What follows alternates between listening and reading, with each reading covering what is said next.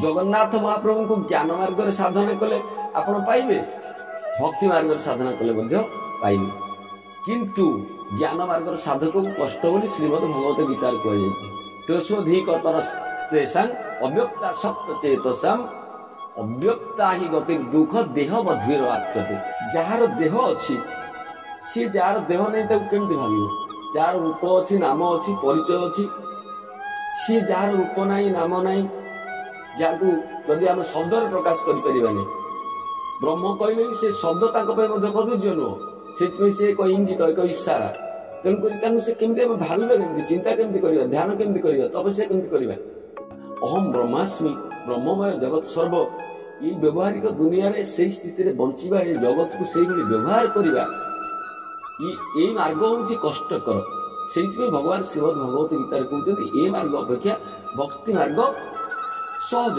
भक्तिर शेष पाहच जोटी ज्ञानर शेष पाहच से भगवान रूप कहीं न नहीं पारे, जी समस्त रूप प्रदान कर जो जगन्नाथ महाप्रभु सारा जगत को रूप प्रदान कर सी कहीं रूप न नहीं पारे, ताले से ब्रह्म केमती हे, सी सर्वशक्तिमान केमती हे जदि यही कथा से न करें। से तो ब्रह्मसूत्र कहुई अभिव्यक्ति रीत्या स्मरथ से अस्मर्थ ऋषि अस्मर्थंकर विचार में सी भक्त भाव में अभिव्यक्त हो पारे, सी असीम अनंत जी सीमित हो पारे, जी देखी हमें ना जानी हमें ना बुझी हमें ना, सी निजक देखापी जानापी एक विग्रह भितर प्रकट हो पारे। वेद कहते ब्रह्मंकर दुईटी रूप, द्वे भाव ब्रह्मण रूपे मृत चैवा अमृत च, अर्थात से जी मूर्त होती जहाँ प्रकट होती जहाँ जगत देखा ये ब्रह्मंकर गोटे रूप, जहाँ सारा जगत नाई अन्वय व्यतिरेक भाव ता ब्रह्मंकर एक रूप, से अन्वय व्यतिरेक भावे ब्रह्म सर्वदा सर्वठावे गोटे रूप हूँ निर्गुण निर्विशेष निराकार रूप, आ गोटे रूप हूँ सगुण सविशेष साकार रूप। यही सगुण सविशेष साकार रूप जहाँ को आम देखुं जगन्नाथ महाप्रभु देखुं, राम को देखुं, कृष्ण को देखुं, जहाँ को आम भावी भगवान ईश्वर अंतर अवतार ममे मानस जीवन के जहाँ ये जीव आमे जहाँ कि सारा जगत जहाँ कि आम देखुं ये हूँ गोटे सगुण सविशेष साकार रूप। आ गोटे रूप हूँ यतो वाचा निवर्तन्ते अप्राप्य मनसासह। सांडिल्य उपनिषद कहते जो कथा पहुँची पारे आम शब्द पहुँची पारे, मन पहुँची पारे, आम कल्पना करें भावी पारे। तेणु से निर्गुण निर्विशेष निराकार ब्रह्म को भाविबा, ध्यान करवा, कल्पना करवा, से ब्रह्म को भाविकी आम जीवन को आम उपासना करवा अपेक्षा दारू ब्रह्म को भाविकी उपासना करवा, दारू को भाविकी ता भीतर ब्रह्मंकर आरोप होईची यह भाविकी उपासना करवा, यह होची आम पई पाथ्य बोली भगवान कहते जे भक्ति मार्ग कली युग पई सरल।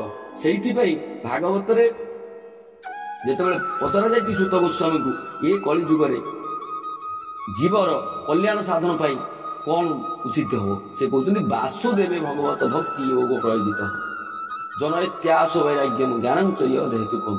यही भक्ति वैराग्य ज्ञान संभव कली जुगे भक्ति मार्ग साधक को आगे को जीवा पड़े, कारण श्रुति ब्रह्मनिष्ठ से भली पूर्वजन्मर अधिकारी गुरु बहु अल्प संख्यक थाई पारती, जी आपण को ज्ञान मार्ग रे साधना करने प्रवृत्ति उचित पाहाच को गोटिक पर गोटे अतिक्रम कर आपण को मुमुक्षु आपण को जहाँ आज भाषा जो समाधि एनलाइटेड ये सब पर आपण को वास्तव जनक स्थिति रे नहीं पहुँचे, सुखदेव स्थिति रे नहीं कि पहुँचे, आपण को नहीं से रमण महर्षि स्थिति रे नहीं कि पहुँचे, यह बहु कष्ट साध्य बा यह असंभव परि मन हुए।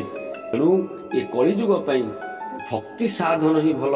भगवान निजे श्रीमद भागवत कहते अहं भक्त पराधीनो स्वतंत्र द्विज साधु व्यस्त हृदय भक्त भक्त जन प्रिय हे द्विज मु भक्त जनकर अधीन स्वतंत्र नुहे पराधीन, भक्त मोर प्रिय मोर हृदय पर से पूर्ण अधिकार रही। तेणु जार उत्साह अच्छी ଯିଏ ନିଶ୍ଚୟ କରିଛି ଭଗବାନ ମିଳିବେ, ଯାହାର ଧୈର୍ଯ୍ୟ ଅଛି ସେ ନିଶ୍ଚୟ ଭଗବାନଙ୍କୁ ଦିନେ ପାଇବ। ଭଗବତ ପ୍ରାପ୍ତିର ମାର୍ଗ ହେଉଛି ପ୍ରତୀକ୍ଷା। ଆପଣଙ୍କୁ ଅପେକ୍ଷା କରିବାକୁ ପଡ଼ିବ। କେମିତି? ଉତ୍ସାହ ଥିବ ମନରେ। ହଁ ଭଗବାନ ମୋତେ ମିଳିବେ, ଏ ବିଶ୍ୱାସ ଅଛି, ଶ୍ରଦ୍ଧା ଅଛି, ଭକ୍ତି ଅଛି। ହଁ ଈଶ୍ୱର ମୋତେ ମିଳିବେ। ଏତେ ଭକ୍ତଙ୍କୁ ଈଶ୍ୱର ମିଳିଛନ୍ତି, ଏତେ ସାଧକଙ୍କୁ ଈଶ୍ୱର ମିଳିଛନ୍ତି। ଆମ ଶାସ୍ତ୍ର ପୁରାଣ ଆମ ପୋଥି ଆମକୁ କହିଛନ୍ତି ଏଇମାନେ ସବୁ ଭକ୍ତଙ୍କୁ ପାଇଛନ୍ତି। ଏ କଳିଯୁଗରେ ମଧ୍ୟ ବହୁତ ଉଦାହରଣ ଅଛି। ତାହେଲେ ମୋତେ କାହିଁ ମିଳିବେ? ମୁଁ ଅପେକ୍ଷା କରିଛି। ଉତ୍ସାହ ରହିବା ଦରକାର। ନିଶ୍ଚୟ ଧୈର୍ଯ୍ୟ।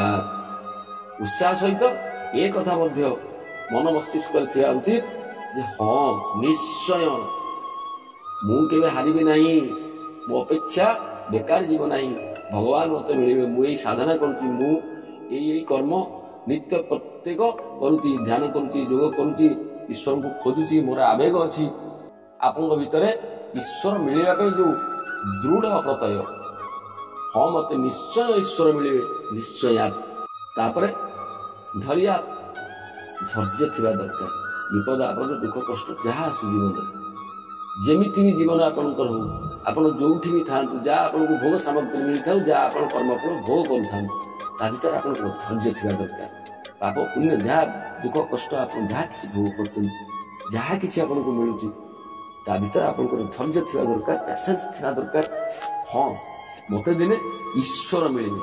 ଏ ଜାଗତିକ ବସ୍ତୁ ଯାହା ନ ମିଳିଲା ନାହିଁ, ମୁଁ ଜଣେ ଈଶ୍ୱରଙ୍କ ଉପାସକ, ମୁଁ ଜଣେ ଈଶ୍ୱରଙ୍କ ସାଧକ, ମୁଁ ଜଣେ ଈଶ୍ୱରଙ୍କ ଭକ୍ତ, ମୋତେ ଈଶ୍ୱର ମିଳିବେ। ଏହା ନିଶ୍ଚିନ୍ତ ଭଗବତ ପ୍ରାପ୍ତିରେ ଆପଣଙ୍କୁ ସାହାଯ୍ୟ କରିବ। ଆପଣ ଜଗତରେ ଜନ୍ମ ହୋଇଛନ୍ତି, ଆପଣ ଜୀବ ଜଗନ୍ନାଥଙ୍କର ପ୍ରାପ୍ତି ଆପଣଙ୍କର ଇଏ ଅଧିକାର। ଆଉ ତାର ମାର୍ଗ ହେଉଛି